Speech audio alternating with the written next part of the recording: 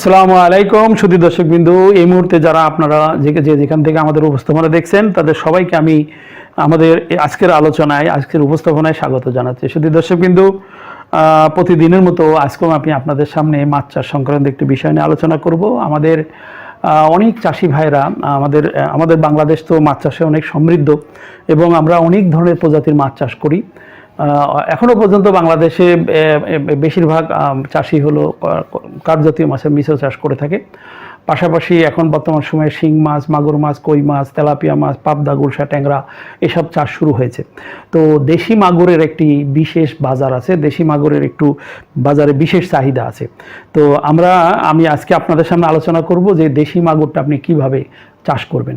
তো সুধী দর্শকবৃন্দু, দেশি মাগুর অত্যন্ত সুস্বাদু মাছ এবং এটা আমাদের দেশের মাছ। এটা মোটামুটি এক বছরে এটা বাজারে দেওয়া যায় এবং এটার বাজারে খুব উচ্চ মূল্যের মাছ।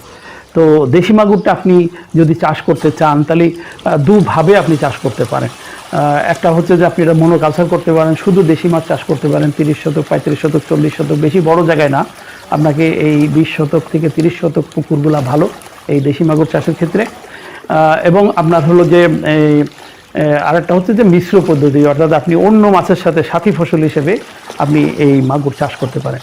এখন এই দুটোর ভিতরে আমরা মাঠ পর্যায়ে চাষিদের সাথে আলাপ করে দেখছি বা আমরা নিজেরা কাজ করতে যেয়ে দেখছি যে একক চাষের থেকে এটা মিশ্র চাষে আপনার ফলাফলটা ভালো পাওয়া যায়। একক চাষের যেটা সমস্যা সেটা হলো যে এটা বাজার দেওয়ার সাইজ হতে, অর্থাৎ 10-12টা কেজি হতে এটা অনেক বেশি সময় লাগে। কিন্তু যখন আপনি একটা মাছ চাষ করছেন সেখানে আপনি সাথী ফসল হিসেবে যখন হালকা ডেন্সিটিতে দেওয়া হয় তখন এটা মোটামুটি আপনার বাজারে তুলনামূলক গ্রোথ রেটটা বেশি পাওয়া যায় এবং এটার জন্য আলাদা তেমন কোনো খরচ করা লাগে না।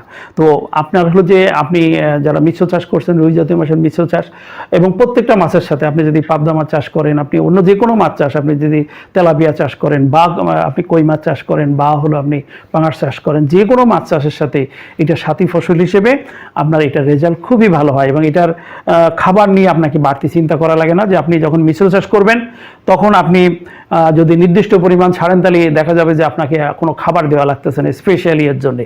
কিন্তু আপনি যখন বছর শেষে মূল মাছ বিক্রি করবেন তখন আপনি এই মাছের একটা বাড়তি একটা ফসল পাবেন যেটা হলো আপনাকে অনেক ভালো মাত্রায় আপনাকে একটা প্রফিট আপনাকে অর্জন করতে সহায়তা করে থাকে।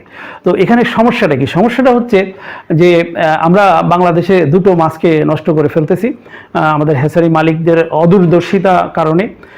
এই সাময়িক ব্যবসা পাওয়ার জন্য তারা দুটো মাছ ধ্বংস করে ফেলছে। একটা হচ্ছে যে দেশি কালীবাউস, এটা প্রায় ধ্বংসের দিকে চলে গেছে এবং হলো শুদ্ধ জাত নষ্ট হয়ে যাচ্ছে। আরেকটা হচ্ছে দেশি মাগুর এবং এই মাগুর হিসেবে যে পোনাগুলো বাজারে বেচা কেনা হচ্ছে, চাষি ভাই আপনি যদি মাগুর ছাড়তে চান তাহলে আপনার আস্থা আছে এরকম হ্যাচারি থেকে বা যারা নাম করা হ্যাচারি বা ভালো হ্যাচারি তাদের কাছ থেকে আপনাকে পোনাটা সংগ্রহ করতে হবে, অন্যথায় আপনি প্রতারিত হবেন। আপনি এই যে আফ্রিকান মাগুরের সাথে ক্রস করে যে বাচ্চাটা বর্তমানে ব্যাপকভাবে চালু আছে সেই মাছটা আপনি পেয়ে যাবেন। ফলে সেই মাছটা যখন আপনি চাষ করে বাজারে দিতে যাবেন তখন আপনি কিন্তু কাঙ্ক্ষিত দাম পাবেন না এবং এটা অরিজিনাল দেশি মাগুর না। তো এটা খুবই দুঃখজনক। মৎস্য অধিদপ্তরের দৃষ্টি আকর্ষণ করব বা হ্যাচারি মালিকদের দৃষ্টি আকর্ষণ করব যে আমাদের এই খামখেয়ালিপনার কারণেই যেন আমরা দেশি মাগুরটা আমাদের জন্য হারিয়ে না যায়। এটা সংরক্ষণের জন্য বিশেষ ব্যবস্থা নেওয়ার দাবি রাখা উচিত সর্বমহল থেকে। শুধু দর্শকবৃন্দু, এই দেশি মাগুরের অরিজিনাল দেশি মাগুরের পোনা পাওয়াটা একটু কষ্টসাধ্য, একটু আপনাকে খোঁজ খবর নিয়ে আপনাকে বিশ্বস্ত সূত্র থেকে কিনতে হবে, অন্যথায় আপনি কাঙ্ক্ষিত রেজাল্ট পাবেন না বা বাজারে কাঙ্ক্ষিত মূল্য পাবেন না। দেশি মাগুরের সাথে এখন যে হাইব্রিড মাগুর বেচা কেনা হচ্ছে, এখানে আপনার দেশি মাগুরের ক্ষেত্রে একটু ভালো করে যদি আপনি পর্যবেক্ষণ করেন তাহলে